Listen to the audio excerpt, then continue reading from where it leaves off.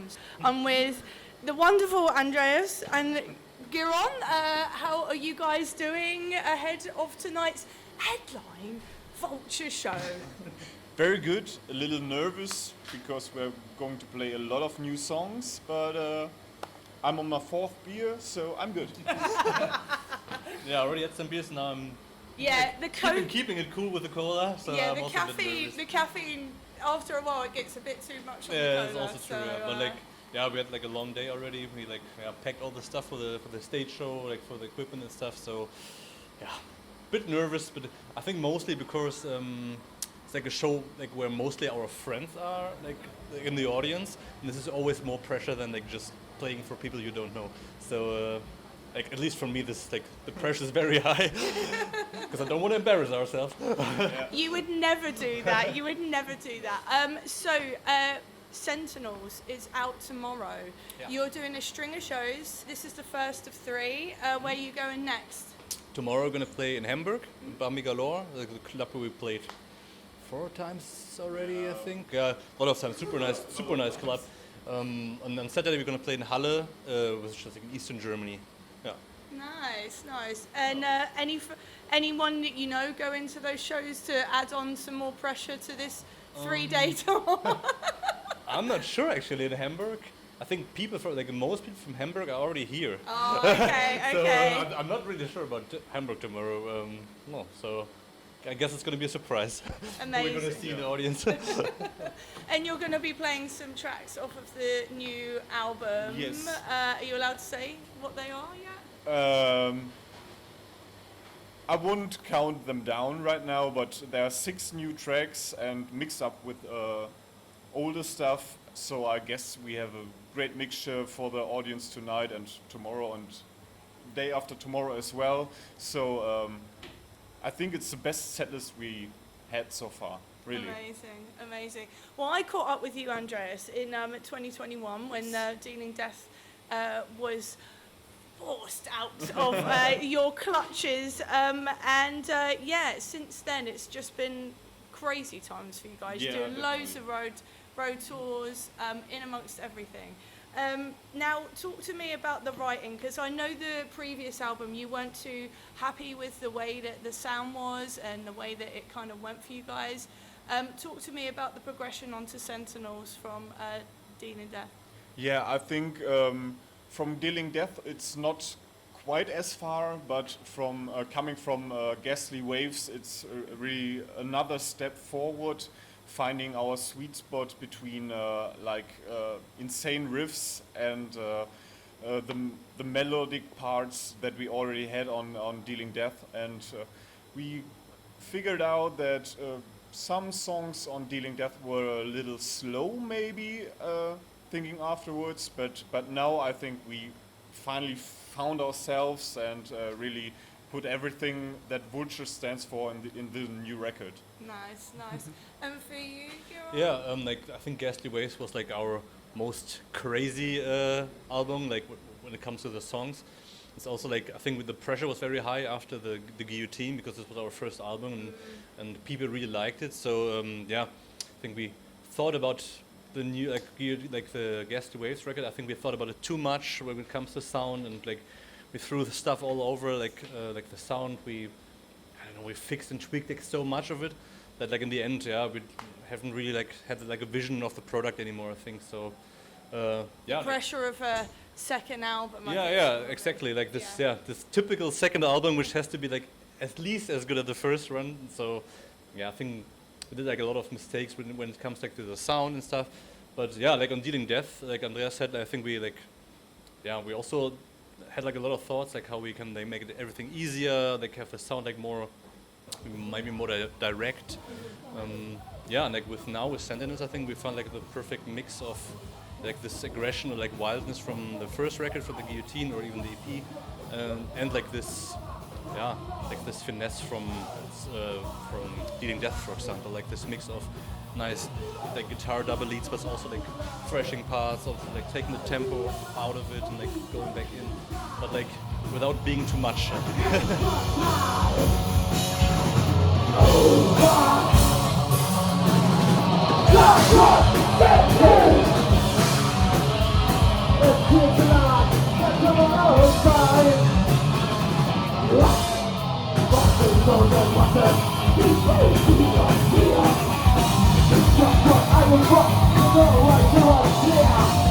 I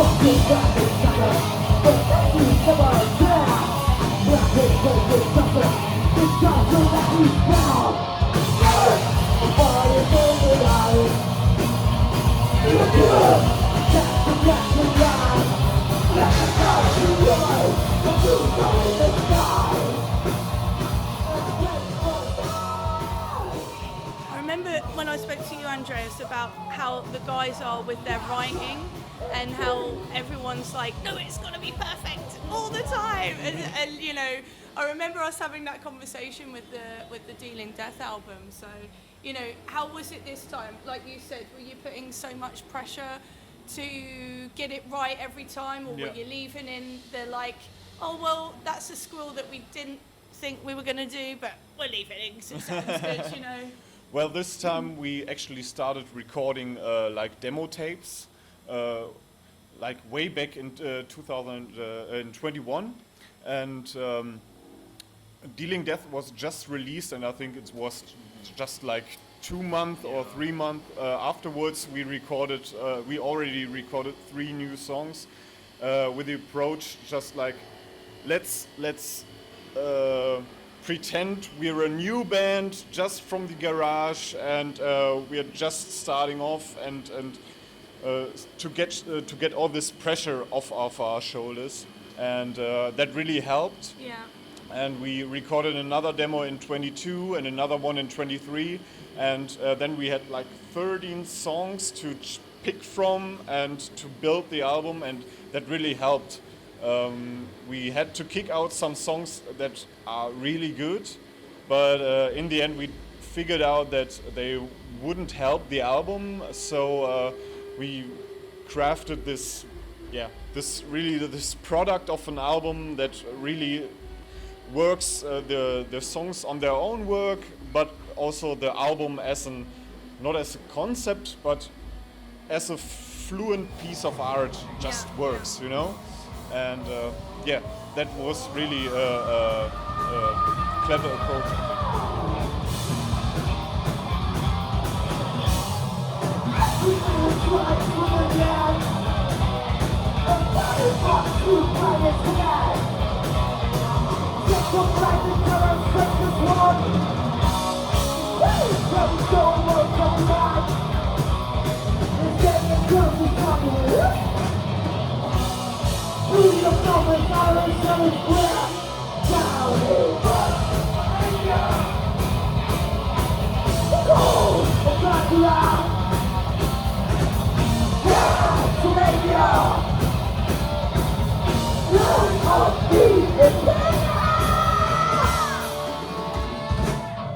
As far as like the story behind all of it, was there a vision that you had for what you wanted the album to be lyrically? Like, what was the focus on that?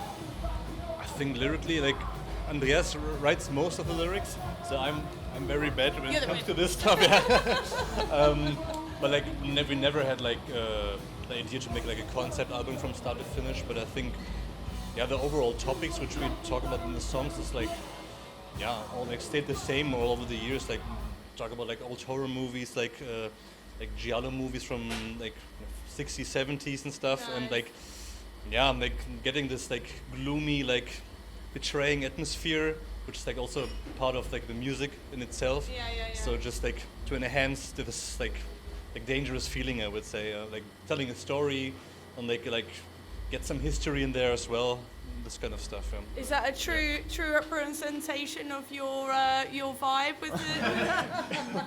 I mean, not as Garion said, Stefan also writes a lot of the lyrics, but I always try to have a little like an arc in my in my stories. You have got 3 verses, so you have a begin somewhere, setting up the mood, then the action starts in, and you have to climax somewhere, and it's always fun to work in the narrow space that a song gives you, and to build a nice little like Lovecraftian or like Dracula story around it, and it's always fun, and it's nice. Sounds like you guys have a good time writing albums.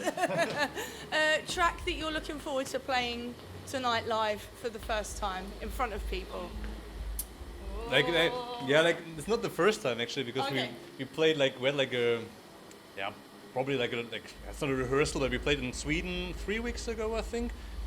And this was basically our public rehearsal for this for this show tonight. But I think what I look most forward to from the new songs is Where There's a Whip, There's a Way.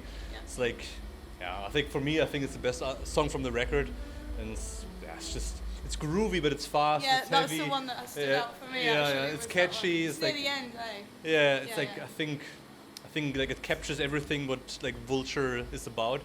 So yeah, I think it's gonna be fun to play. And I think people, even though they didn't heard it yet, I think They're gonna lose their shit. they're gonna love it. I hope. I hope. And for you, Andreas, what are you? Whip for me as Yes, well, really, definitely. Yeah, I think it's one of our best songs yet so far, and it just captures everything. I think it got a very groovy main riff that people are gonna hopefully bang their heads off to, and the verse is very Vulture-like.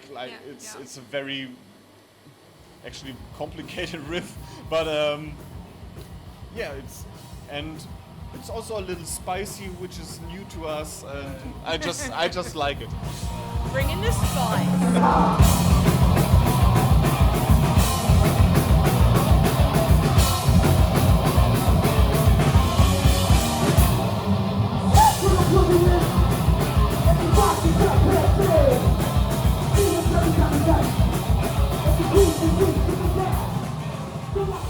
Going forward, are you going to put that out as a single?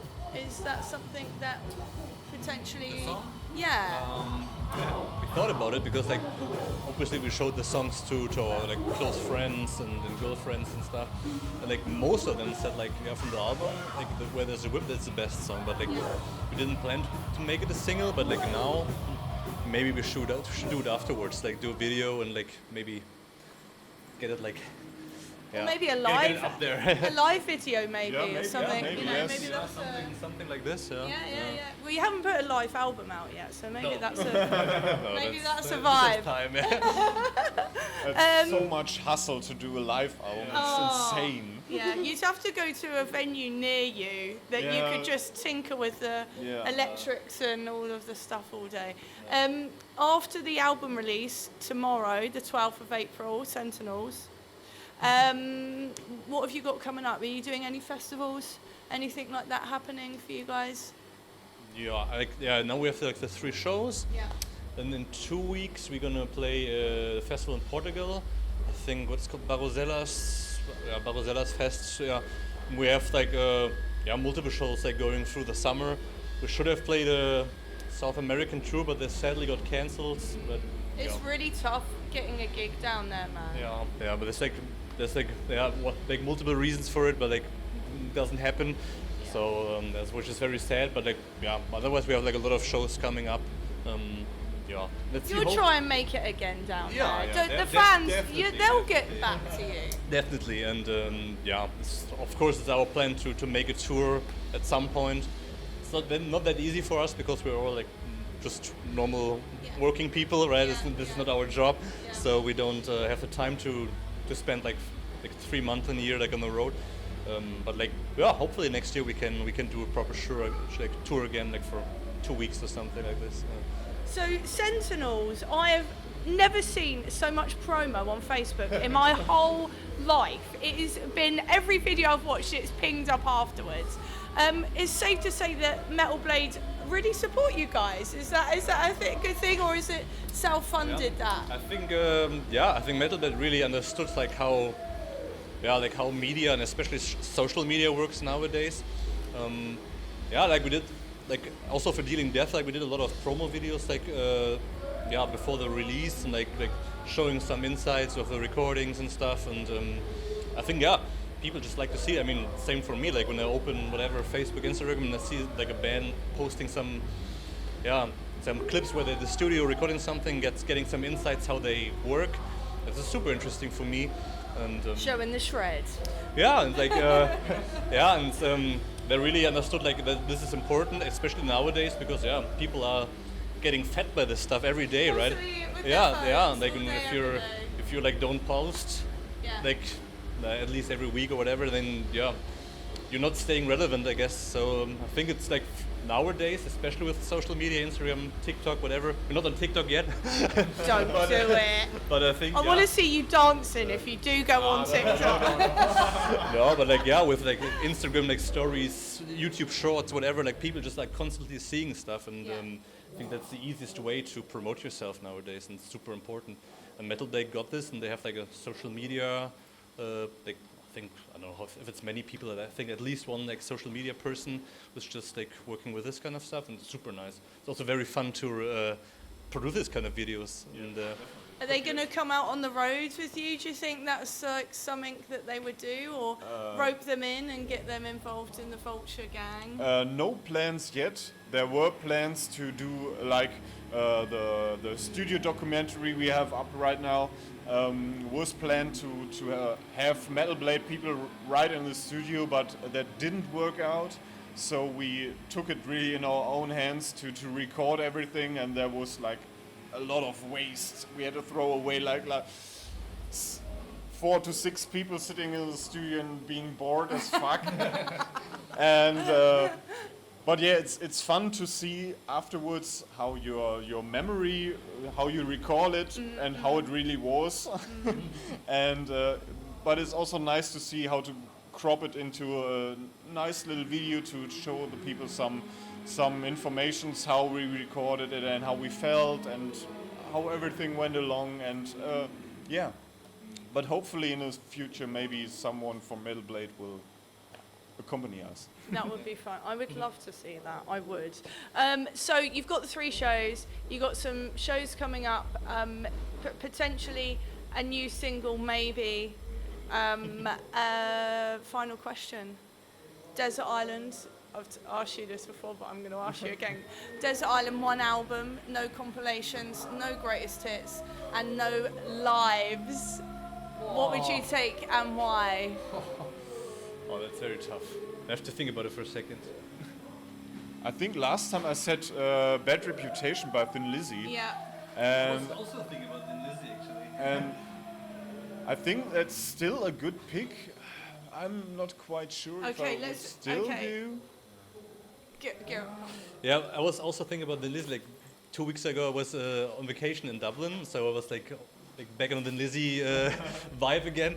So Do you think they're an inspiration to the sound of Vulture? The twin guitar? yeah, definitely, think? definitely. I mean, I think this twin guitar stuff. I mean, not necessarily like from the Lizzy in the first place, but I think like so many bands we started listening to when we got into metal were inspired by this. So it's like kind of a Yeah. generation thing, I Yeah, guess, yeah. for me at least. But like, yeah, I came like to the Lizzy I think like a bit later, like but like yeah then like I got I think yeah like, I liked it even more, Yeah, right? yeah, It's like yeah, if you see like where the roots of this music are. What was your favourite lead guitarist though? Because there were quite a few. Favorite lead guitar? I'm the drummer. So. Wow, that's the thing. They always stuck with the same drummer though. bless. Probably Glenn Tipton, but yeah, there's so many. I don't know. Also, maybe you know what? I think what is it? John Sykes. Yeah. Yeah, I think John Sykes because he played in so many bands, and, like put All the, killer bands. all killer though, bands, yeah. put on like the best records, and Yeah. then just left, got his then bags, and was like, okay, my work is done here. Yeah, go it's to the like next mic band. drop. I'm out of Yeah, here. yeah, like okay, my work is done. Like here's your gold platinum whatever record. Like I'll go to the next band. Maybe John Sykes because it's like a bit underrated almost. Yeah. And, You and did Another Perfect Day, right? Yeah. My favorite Motorhead record. I think it's Felix will be happy you said that. Oh, 'cause he it's loves so Motorhead. outstanding.